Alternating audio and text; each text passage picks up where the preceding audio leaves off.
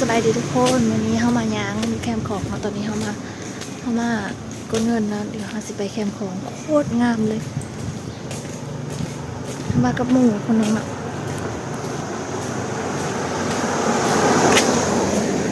มากับสายฝนพูดล่ะจะขับไปย่าง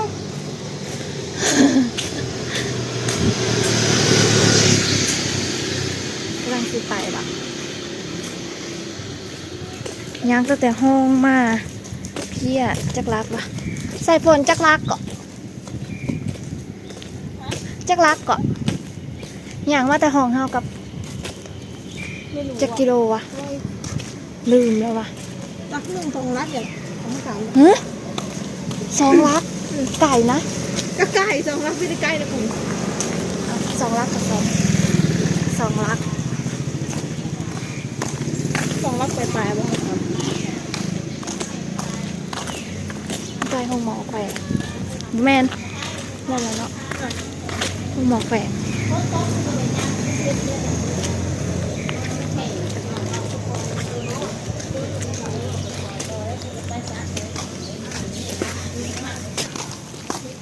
แต่เก่าบ่แต่ก่อนอะเฮ็ดอะไรกะ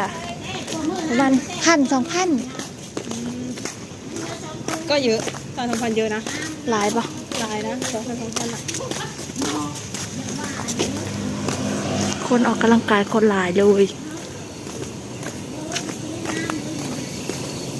เขาก็สักมากมันนี่แหละ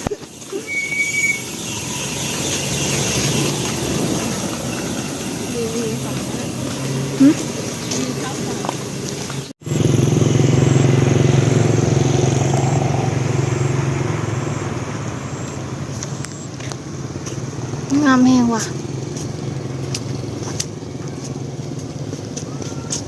แคมป์ของสวรรณเขตป้าคนหลายเนาะ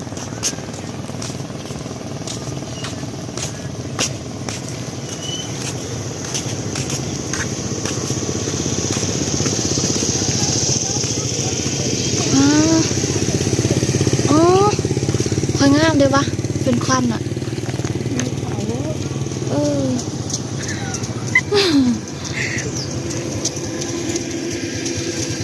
ไปรอกันบ้างรอแรงกลับมาบ้าไปกดอันนี้ก่อน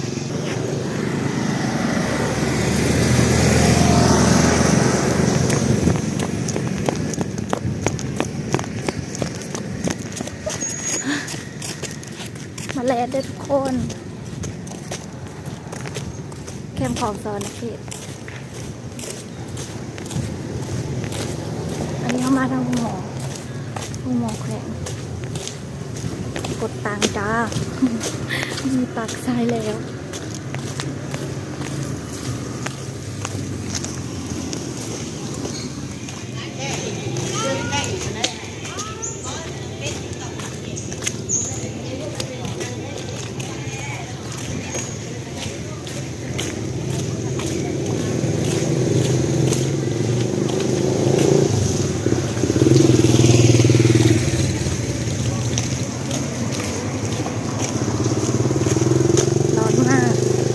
ฝนตกเบิดมือเนาะตั้งแต่เช้าจนค่ำตอนนี้ประมาณ 3-4 โมงมาหยังหอดละ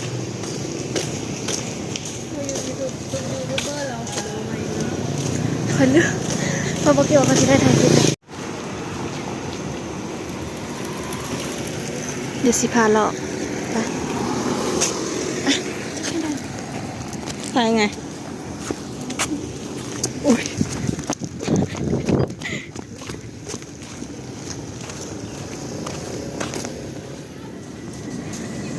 งามแห้ง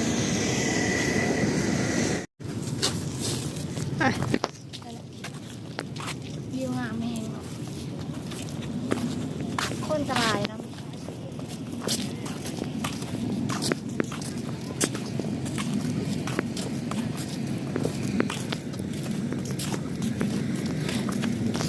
ดีสิคุณโอเคโคตรตอนนี้กะบรรยากาศก็คือวิวก็คืองามแห้งแล้วก็บ่เคยมาจากแถวเนาะแถวนี้มีแต่อยู่แถวราชเจริญ ฝั่งนี้ก็คืองามแห้งแล้วก็มีผู้มีอะไรอย่างนี้ฝั่งนี้ก็คือตรงกันข้ามกับมุกดาหารแล้วก็มีร้านขายของกินมีบ่อนังซิ่วคนออกกำลังกายก็คือหลายแห่งฝั่งนั้นคือหลายแห่งคน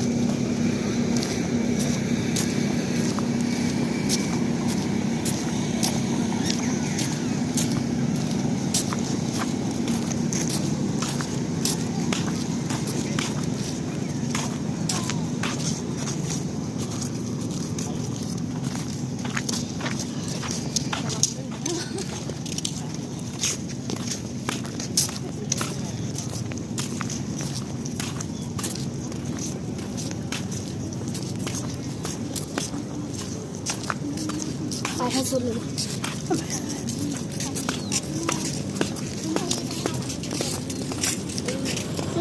เฮากำลัง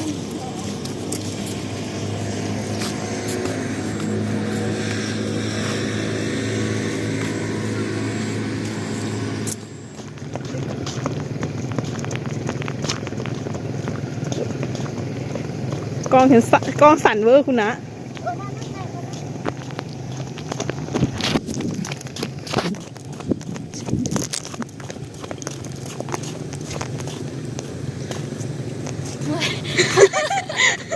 มาแถวนี้แห่งใกล้ผู้แล้วมันเป็นเหมาะสีฟ้ามันต้นไม้ปะ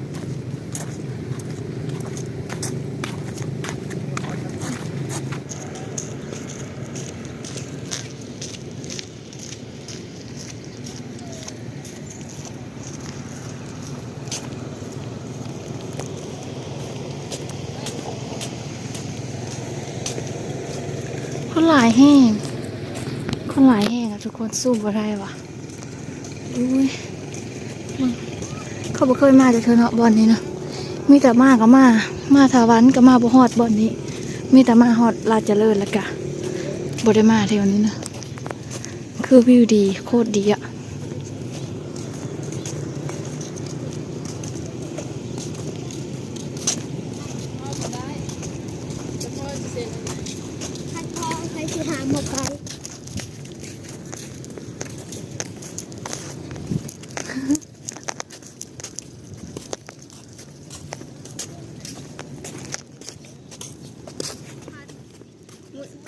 อันนี้คืออย่างวะ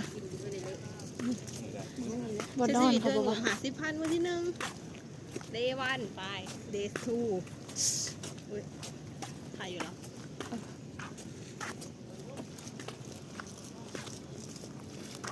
กระท่อมเขาขึ้นมาตะหาปลานะบอกว่าเป็นบอก แล้วก็มีความสุขนะคะ ดีเนาะอู้งามว่ะ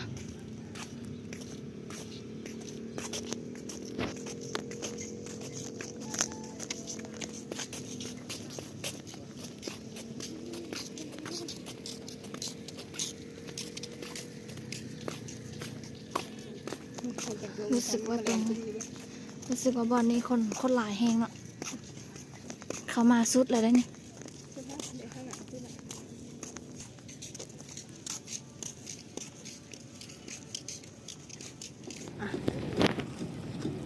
ตอนนี้ก็สุดแล้วเนาะทุกคน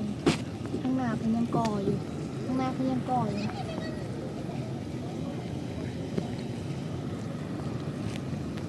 โดยรวมก็คือวิวก็คืองามแล้วก็คนกระลายเนาะแถวนี้เหมาะกับการมาออกกำลังกายมาเล่นมาวิ่งเนาะตอนนี้เราก็มาสุดแล้วเราก็สิกลับไปคืนบนเก่า ปาดเฮ็ดอย่างวะนั่น ลิงกี่ตม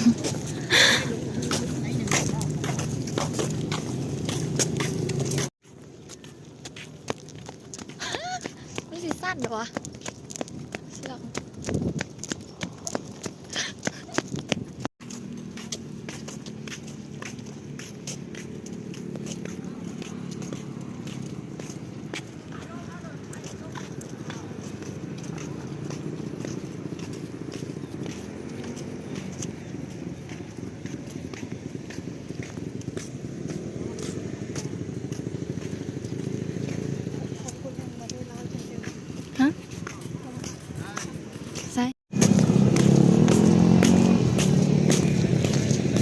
าก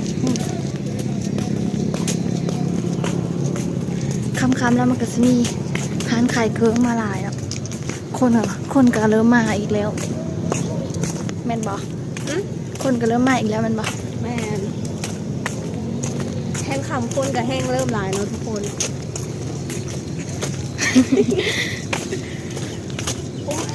บ่ทำมาแรงนะอันนั้นให้งามบอลลาดเจะเลิศอ่ะของกินกระลายได้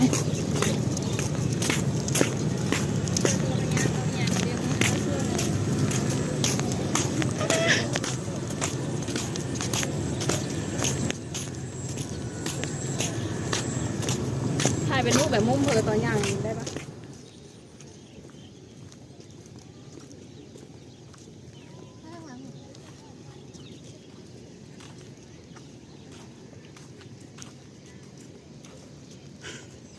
ซื้อน้ำว่ะจะไปอยากซื้อไปก่อนอยากซื้อน้ำกิน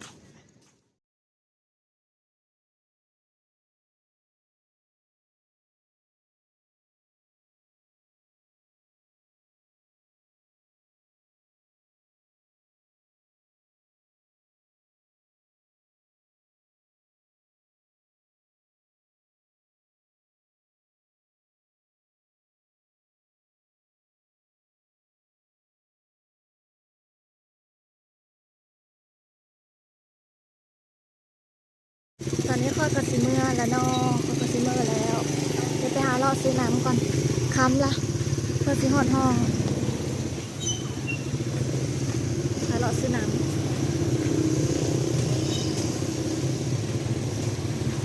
ค้ำมารถแห้งหลาย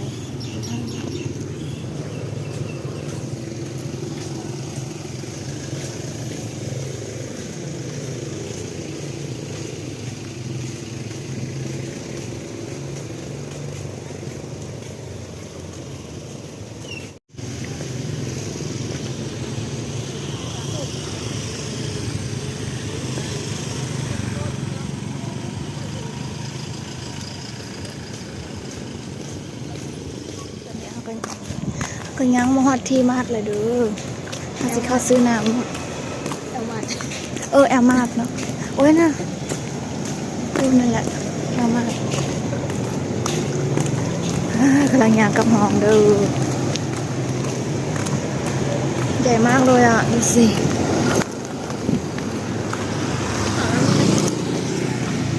ค่าทั้งเดียว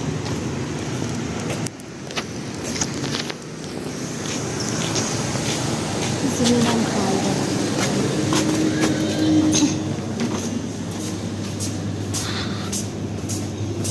เย็น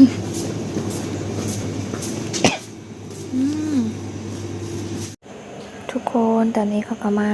แอลมาดแล้วเด้อเขามาซื้อน้ำหิวน้ำแห้งแอลมาดก็คือมีครบทุกอย่างเลยเนาะมีขนมมีน้ำมีทุกอย่างนั่นแหละทุกคนตอนนี้เค้กน้ำกับประมาณโคตรละ4,000นะทุกคน4,000 กีบ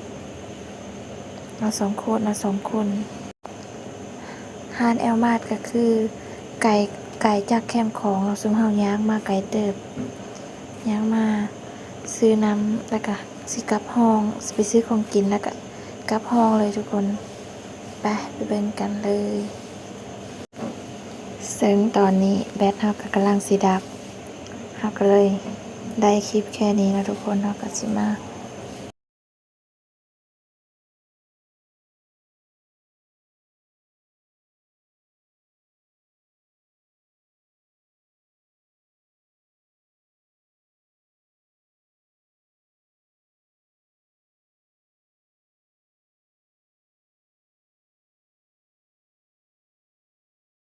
ทุกคนเอามาห้องเลยเด้อ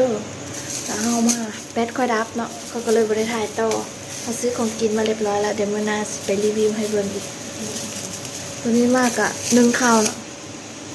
เนี่ย แต่ฉันไม่เข้าหรือเนี่ย นึ่งข้าวนะจ้า